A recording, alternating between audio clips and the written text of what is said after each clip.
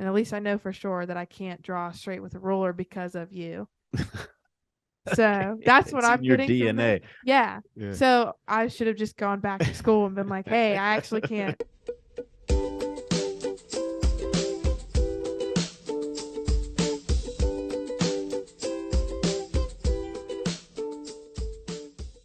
Hello, and welcome to Center for Victory's podcast of Your Best Day Yet. Here at Center for Victory, we're here to help unlock, reinforce, and enrich relationships through personal and professional development. I'm Eric Guy, Chief Victory Officer here at the Center for Victory, with, once again, our very lovely and special guest, our Chief Joy Officer, the one that makes us smile, Miss Faith Guy. It's been a while. It has been. That's been a while. Yeah. So glad to have you back on. Like to talk today about, actually, I'm just going to kind of go back to something. I was out walking with your mother early this morning, and she mentioned something, and I was like, that would make a good podcast. Because we talk about it so much, and I just think we need to share it with folks. But the example that she used, I guess she was talking to you after you and I, so Faith and I go to CrossFit together, which is difficult. It's not like just going on the elliptical High or intensity workout. high intensity workout. It's not it's not the rower or anything like that. This is like everything. And you hurt the day afterwards, and like the week after. Not bad, but the other night we did I guess, what did you call that? A routine? Or, well, there's like parts to it. So Yeah. the last part of CrossFit for last, like, what was it, 20 minutes or so? Yeah. We did a whole, you had to try to beat the clock. That's it. That's the crowd goes wild. We did a circuit, and I mean, I got out of the gate like crazy fast, because the first piece was running. Yeah. So I was like way ahead, probably 3/4 away through everything, and then I hit a wall. And not because I wasn't fit enough to do it. I just ran into something that I'm really not good at. But you had mentioned that, and you had mentioned, I think, I don't want to put words in your mouth, but I think you had mentioned to your mother that you noticed how the things that I'm really good at, you're not so good at, but vice versa. Like the things that I'm not good at. Yeah, because you got to the pull-ups. Yeah. And I was behind in the run, and I somehow caught up to you at the end because I did the pull-ups so fast. Yeah. But the running part, I saw running on the circuit for that day, and I could have cried. Yeah. So. And I was like, okay, I can do that. Yeah, that was like your bread and butter. Yeah. And then, I was sweating really hard through the wall ball, then the kettlebell swings. I was like, see, those ones are, yeah. And I like those. I can do those, but I couldn't even pay attention to how many we were supposed to do, because then I put it down, and because you like 10 more after. 10 more. I'm like, oh, okay. And I was kind of deflated because I had that little hit. I was like, oh, but that's just a great example of like real world stuff. Like, you are really talented at that. I'm not going to use an excuse. Yes, I do have an issue with my one elbow, but I've always stunk at pull-ups. Just have never. And I've always stunk at running. Yeah. I was like, 400 meters, that's like way longer than I've run pretty much ever. Yeah. And then you saw 4 things of that. And you were like I had to push my tongue on the top of my mouth to not like cry. Yeah. So it's good. I was like, oh, nice easy jog 4 times. It was bad. That's and I watched other people, like, they were freaking out too. Yeah. And but it does bring up a good topic, because we talk about this a lot of times. A lot of people will say, strengths versus weaknesses. Right. And I learned a long time ago, and I like the perspective that this gentleman put it in.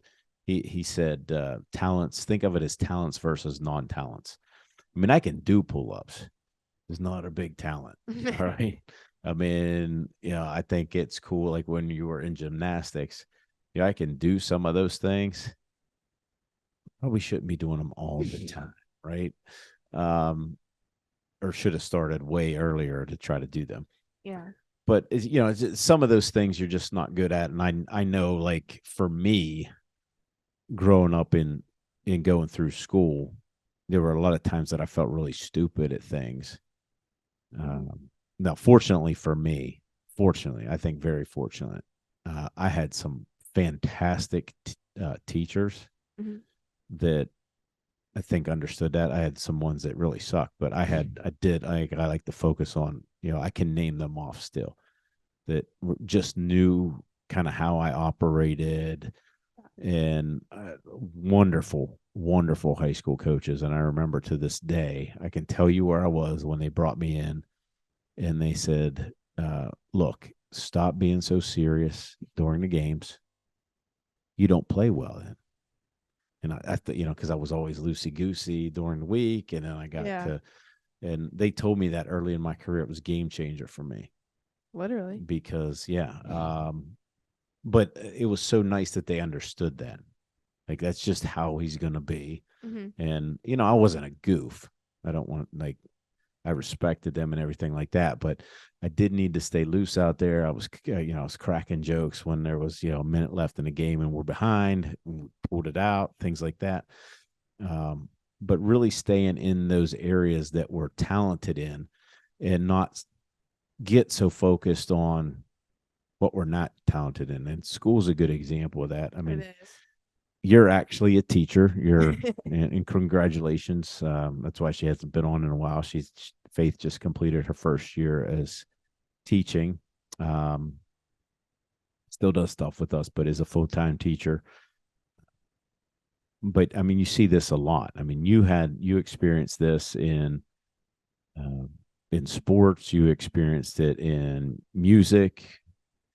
Because especially between you and your brother, you did different instruments, even, what you're good at, what you're not good at, and academically, right? You don't really like math, but you're a freaking genius when it comes to writing. Yeah. Which is funny, though, because I just had this conversation with my principals about, like, even though I teach math, if I had to choose between teaching language arts and math, I'd pick language arts any day, any grade over pretty much any math class.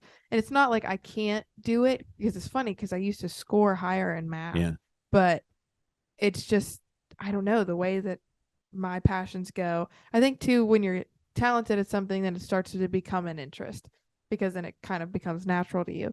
So when I look at my students that I had this past year, which is crazy to think this past year, but this past year, like, some of them are fantastic with building and some of them are really gifted in, even I had one student who's gifted with communicating. And it's just, if we would focus on allowing them to be talented and not make the school system based on non-talented, attributes, I think that would be beneficial. So I don't know. I think we're also setting up the world to view them as strengths and weaknesses and not talents and non-talents. So as a teacher, my goal is to always make sure I find the kid's talent and work with that.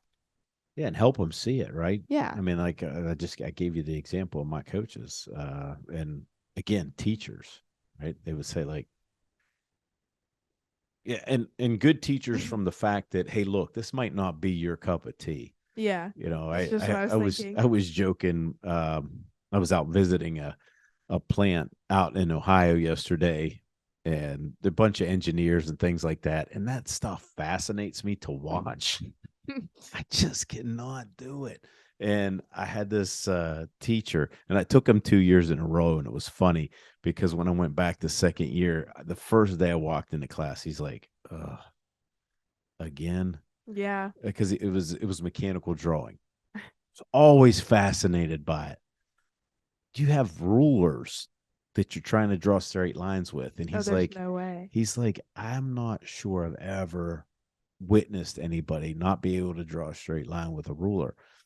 Love the class, love the teacher. Right. But it was funny because my partner in there, so the guy that helped me out all the time, that's actually, I was partnered with him all the time. I kind of stayed in his hip pocket.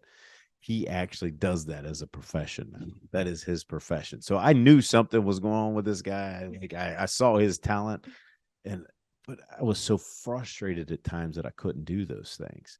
Yeah. because the school, and it's just not the school system, it's other things. I think as parents, we do that sometimes to our kids, where it's like you have to be good at everything. And Hmm. if you look at, the top people in companies, in homes, um, in corporations and things like that, they're really only great at one thing. Well, I even think of when, because I've moved a few times in the past couple years, and I think of who would I rather hang a picture frame up in my house? It'd be mom because she's detailed. Who would I rather put a bed together? Mom. Who would I rather joke with? Probably you because mom's too focused on the bed. So it's like you do have those like talents and non talents. I think if I wanted to deal with like budgeting, I'd come to you. But if I wanted to deal with like yesterday, I went shopping for my classroom with mom. That would have literally drove you nuts, like driven you absolutely crazy. So I think it's also that awareness around like, hey, not everybody's going to think this is their cup of tea. Yeah. So meet them in the middle, like meet them where they're at. I know certain students I would get to do more if I talked about the things they liked. It's like, yeah, we can talk about football. We can throw the football while you figure out math. That's fine because that's what your talent is. And if I can get you to do the non-talented things even easier, then score.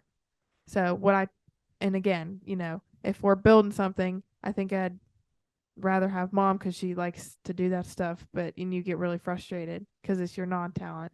And at least I know for sure that I can't draw straight with a ruler because of you. So that's what It's I'm in your getting from this. DNA. Yeah. Yeah. So I should have just gone back to school and been like, hey, I actually can't. And it's funny because I'll help the kids with things and It's in I'll my genes. realize, yeah, it's in my, it's natural. But I'll realize like we did this one project where they had to use a roller. I was like, guys, I can't help you. I have no ability. And they were watching me. They were laughing. I'm like, I really cannot. This is just not where I am gifted. Give me your writing. I can find every comma where it needs to be, every grammatical error. Nope. Rulers are cutting in a straight line. Not for me. It's just you have to be aware of it, I think. And make light of it almost too, because it's funny that I can't do that. Is it annoying? Yeah, but it could be worse if I didn't. Well, I mean, that's actually a good point because I Yeah. think I've spent most of my time until I had a fantastic teacher uh, in college, Mhm. and she wasn't like me. She was odd. I mean, like if And I you're said, not on. yeah, I mean, I'm odd in a different way, You're but talented being on a different yeah. way. Uh, why I'm saying that is because if I met her somewhere, we wouldn't have probably hit it off.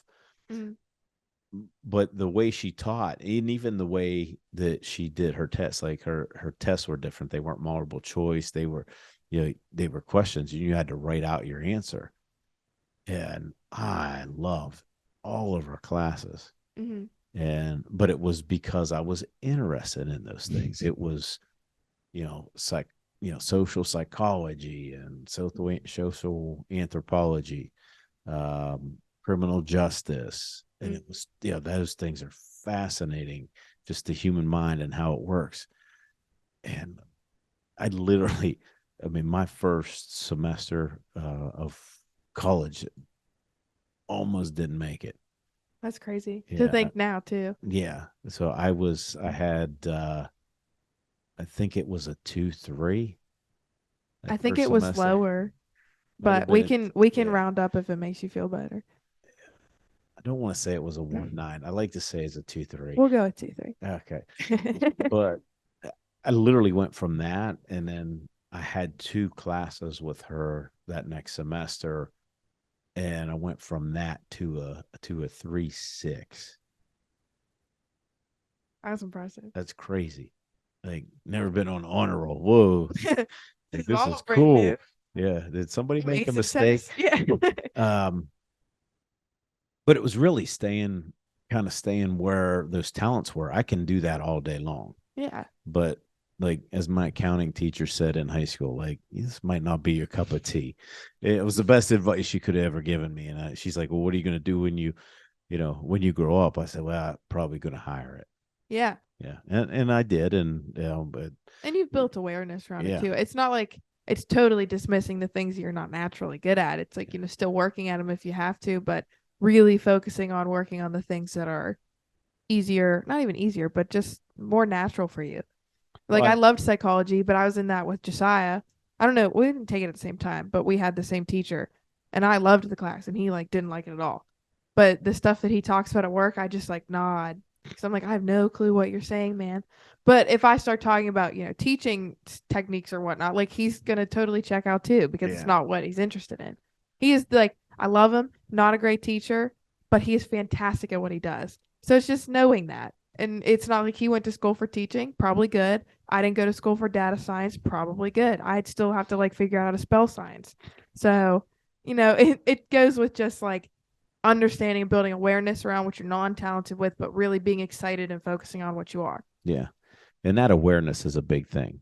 Um, and I'm going to use another example here, and it just broke my heart this past week or so. I think it was last week, but I'm in a different place. I was out visiting a fairly new client. They've only been with me a couple years, so still getting to know some of their employees and things. And sat down with the one gentleman, and it just broke my heart. I looked at his behavioral results, and I'm like, oh man, this guy's me. A little bit more detail, but essentially me. So Very, better, just like yeah, a tad bit.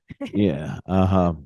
But he's working behind a machine all day, Oh, geez. and he comes in and he's grumpy because the folks actually said, "Well, good luck with him."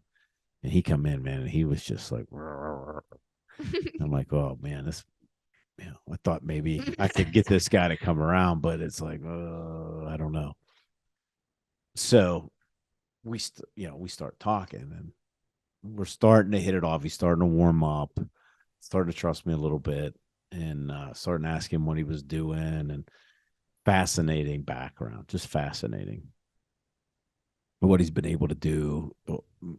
Was a teacher in it was an instructor in a past life out west. All these That's great cool. adventures and things. And he's like, I just got diagnosed with ADHD. I'm like, how old are you? He's like, well, it's like 38. Ooh. I'm like, how did you just get diagnosed with that? And, I'm not knocking diagnosis or anything like that, but, and that's my background, but it's like, really? Like, let's look into this a little bit. Yeah. Like, cause we talk a lot about being regulated, being dysregulated, right?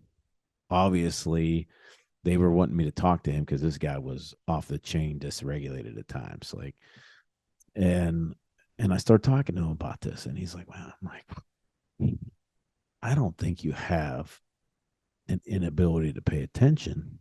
Mm-hmm. I think you're in the wrong role." Yeah. And must have been a few weeks ago because we did put him. I checked. Yeah, I think it's been like 3 weeks. Um, because we put him in a different role. So much happier. That's crazy. Like I mean, you know how I am. I mean, you saw me in the office. You stopped over and have been here for a couple hours, and I mean, you see me spinning around here. Your mom laughs at me. You laugh at me. I Oh, mean, for sure. but I did get a lot of things done. It's like productive spinning around. Yeah, but I'm also regulated. I love doing those things. I love doing those things. But that's why he was upset. Now, I didn't say, "Hey, look, just be done with your medication or whatever." Um, but it is noticeable to the point that the leadership in that company have noticed already. Yeah. But he's so much happier. Like I talked to him, we just a different person, uh, just completely different. And here's somebody a company could have lost. Mm-hmm. Here's somebody that's a different team member now. Yeah. That's part of the team, right? And is going to stay there. He's going to make a much better impact. I think he probably would have stayed there and just been miserable because he stayed, but like it's such a difference now. And I think back to, this story when I was going into college, I got to work at a steel mill and literally almost lost my life just because wasn't in the right role, didn't And know that's what not was going on. even, I think too, that's not because it was a label that you had. It was like just weren't where you're meant to be. You weren't paying attention as much because you didn't care as much. It's like you're trying to place somebody in a box when they're like circular. It's just like it's not that's not how that works. We learned Mhm. that foundationally.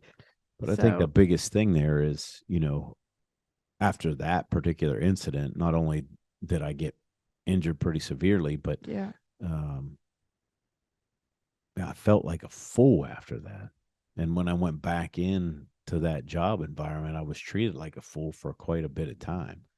And I started believing those things. And that's what bugs me a lot Yeah. of times. And that's why I wanted to do this, is because, like, maybe you're just not talented at it. As you said, that self awareness piece Yeah.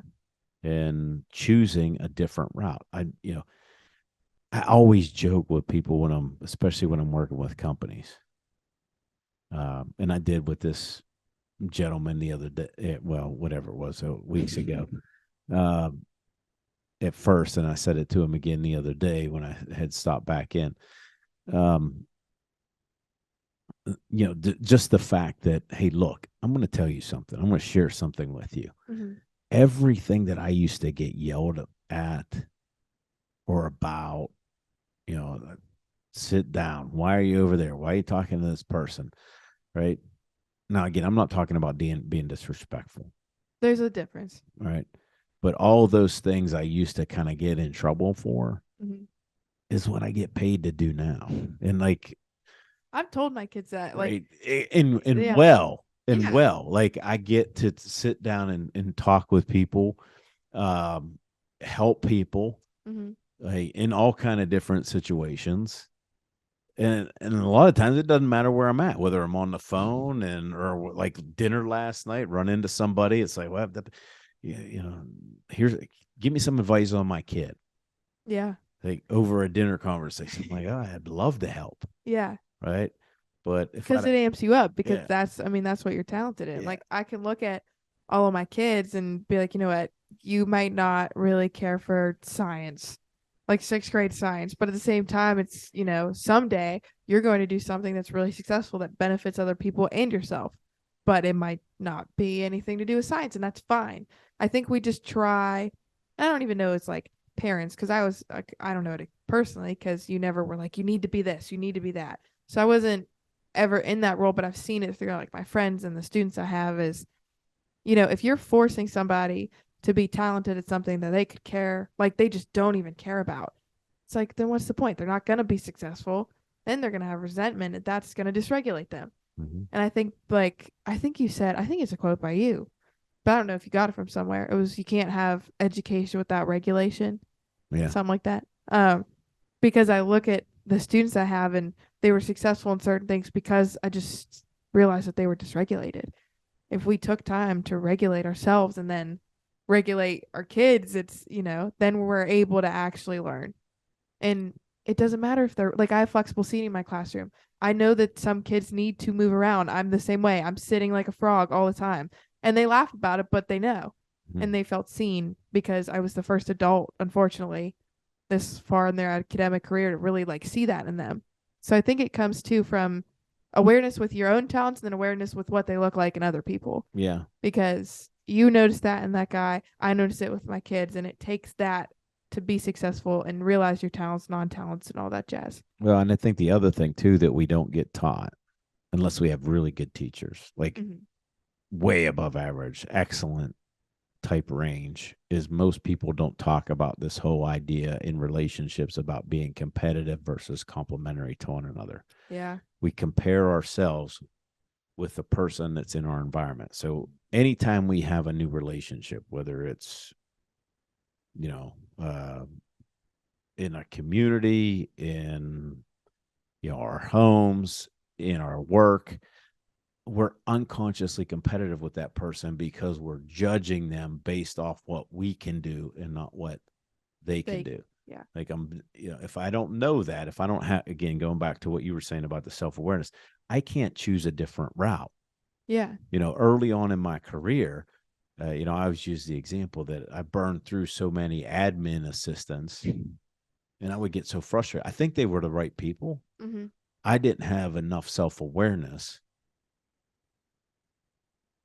to see that, like, I needed them to be that way and I Yeah. needed to be more patient and things like that.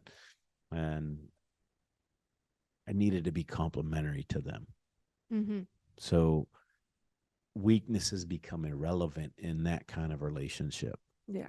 You're just solely focused on the complementary piece, conscious complementary, and that's where you're talking Yeah. awareness, choosing, and then creating that environment where I'm consciously complementary to that person. Yeah. And again, you've worked in the office here and things like that, and you've been around uh your mother and I. I mean, we work at being complementary together. Yeah. But I tell you what, I mean, when we first got married, holy smokes, man. Yeah. Whew, I mean, I Why? wish I would Yeah. have known that stuff. Yeah. But uh, I mean, is there a good example of that where you've seen like us in that work environment do that? Yeah. Well, I'm gonna do two, I guess, because I think like on the one side with the competitive, I see Josiah and I, because obviously with siblings, it's very easy to compare and be competitive because Josiah truly and I are like day and night. So he was good at the things that I was not good at, and then and I always have looked up to him. So that for me really didn't fully become complimentary until honestly recently, probably in the last like 4 or 5 years, that I was like, okay, maybe he can be good at his own thing.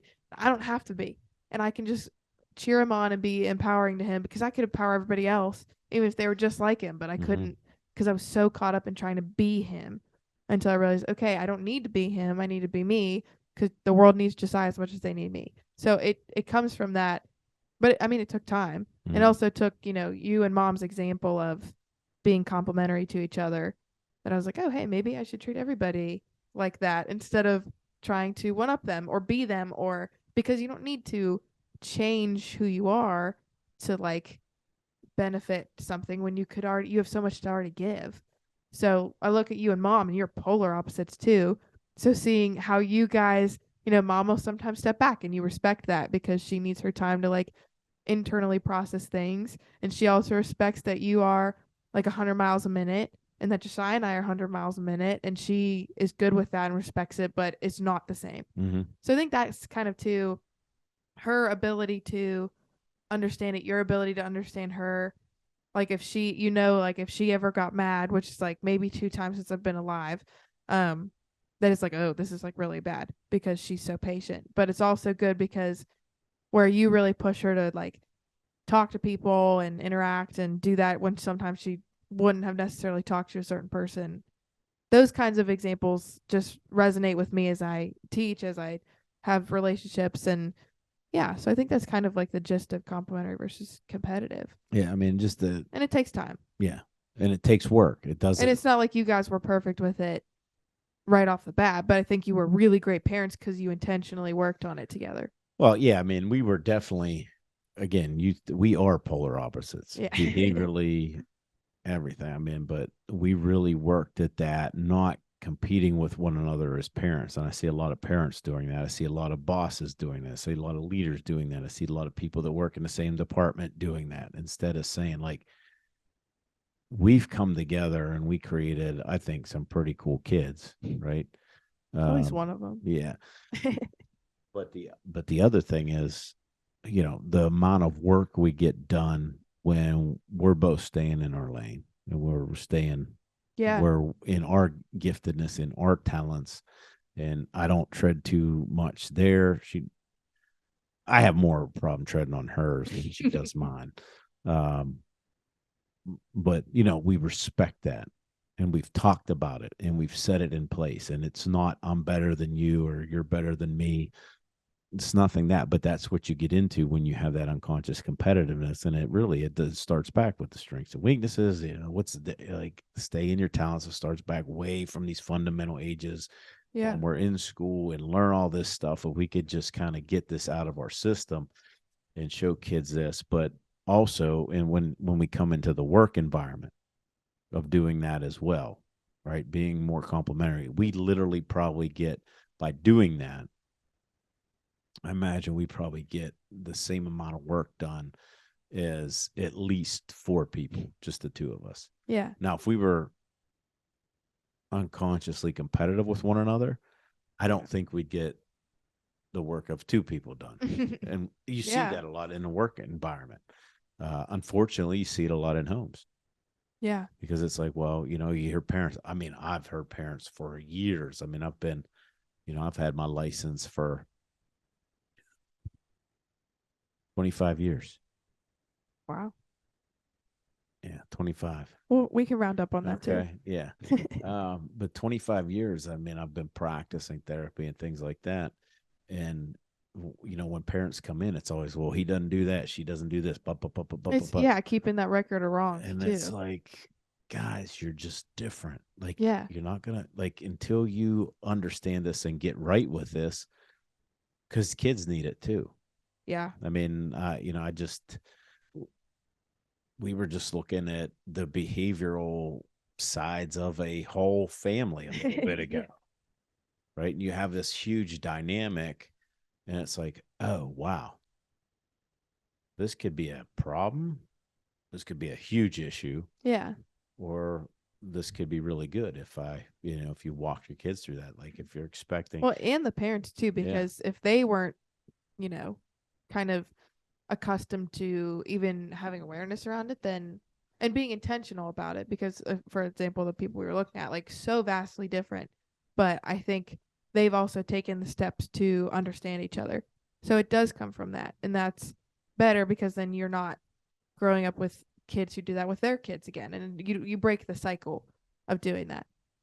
it's a good point. You know, that quote by, was it Einstein? Yeah. Everybody's a genius, but if you judge a fish by its ability to climb a tree, it will live its whole life believing that it is stupid. Mm-hmm. Um, we can do a much better job in our schools, in our places of worship, in our communities, in our families. Oh my goodness. Yeah. Um, and again, and you mentioned it. I'm going to put it in my language, like, because sometimes you can do things. Just because you can do something doesn't mean you should. Yeah. Right. And I struggle with that a little bit when you guys were growing up because you guys were very talented. And it's like, I'm thinking of your brother with piano. Jeez. No, he's a whiz. Yeah. But he didn't like it. Yeah. He just like grew tired of it. I think of you in softball. Holy crap. Like, oh, she just needs to play this. And some of it was selfish because I can do that better than I can do gymnastics. It's like, we haven't even worked with her yet, and she's doing really well. But, just because you can doesn't mean you should. Yeah. You have to really focus on what you're really talented in and what you said, what you're passionate about. Mm-hmm. Um, and so confidence. Let's talk about confidence. All right. How how would you say? Because you go through this, you're going through this right now. I think. Like, how do you get confident in what you're talented at? Ooh, I am going through that right now. Um, I think a lot of people would say time. I think I would disagree, only because I think it takes people around you who have been through similar things and people who know you to really encourage you to understand that you're talented. And I think it's people holding yourself to a high expectation, other people holding you to a high expectation. So, like I know nobody's going to hold me higher than myself. And Josiah's the same way. And we grew up like that because that's just, we always knew that we were talented. It was never a doubt. So, to be around people who never doubt that you're talented at something. Like the people who say, "Hey, you're actually a really great teacher." It's like, "Oh, well, from you that means a lot." Because for me, I think I'm the worst most of the time. But also just changing my perspective, being like, "Hey, they're not saying that because they gain anything from it. They're saying it because it's true." So even like when you first started, speaking and you're horrified of like public speaking, and now it's like your bread and butter. So I mean, it's just working at it, but also I'm a big people person, so being around people who never doubt that you can't do something, because I know everybody around me has my best interest in mind. But that's also not that big of a group. I mean, we have a small group that I love and they encourage me. And then I have a couple close friends, but I mean, I don't need to waste my time on people who are going to tell me I'm not talented. I want to be around people who, as I experience, trials in the workplace, they're going to be the first people to re encourage me to keep going. So I think for me at least, or like personally, and I think it's different for everybody. Like I know mom doesn't need that as much as I do. That's also my love language, words of affirmation. So I think just being around people who never doubt your ability and being the person who never doubts anybody else's ability, because then it goes towards yours as well. It's give and take. If you think everybody else is crappy, it's probably because you think you're crappy. So changing that, change that dynamic, and then do something about the things you're talented with. Don't give up on them because somebody thinks you're non-talented, but everybody else thinks you're talented. That's just one weed in the whole flower bed. Yeah. That's a great answer. Hopefully. Yeah. No, it is. I mean, it makes a lot of sense. A great answer.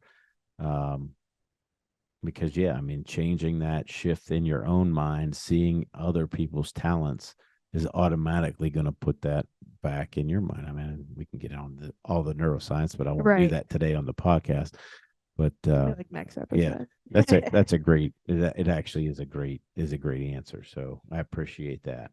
And I think the last thing to say is for people that are trying to do that, to try to figure it out, the awareness around it. Obviously, we can help from a couple of assessments around motivation, around behavior, around attributes, around how do your current view of self, which is big. We can look into that, but I think what I would also say is you have to get up every morning, and we both said this during this podcast, is just compare you to you, right? You only want to be better than you were yesterday, not better than, I'm not going to be better than Faith in this in pull-ups. Like I don't really even have the drive to. It's like, okay, like I'll go from second to probably almost dead last during this last piece here. If we do that again, right? And that's okay. We still, like, you have to look at it as as that talent, and we all need one another, and that's how we have better relationships. And that's why I liked your answer so much. When you get around people that foster that talent, but you're coming from a mindset of, I'm going to foster that in somebody else. Yeah. What can you do? It's not what they can do for you, but what you can do for somebody else. Yeah. Because nobody's going to see your talents if you're not using them. I mean, show it. Yeah. You got to do something about it. Anything else on the subject of that? No, this has to be like our longest one yet. So I don't think I have. Probably, but all right. I'll just repeat this quote for everybody because I like it so much. I see it a lot, but maybe other people don't, right? Again, it's from Einstein. Everybody's a genius, but if you judge a fish by its ability to climb a tree, it will live its whole life believing it's stupid. So stay in your genius, folks. Stay in your giftedness. Find your talent. If you don't know what that is, please reach out to us. We'd love to help, or get somebody like us that can help you out with that. Please subscribe. Hit that subscribe button so you can get notified when we post again. We post at least once a week for our podcast. You can go to centerforvictory.com on our website, check out our other services if you need anything. And just remember, wherever you're at, whatever you're doing, make this your best day yet. We'll see you soon.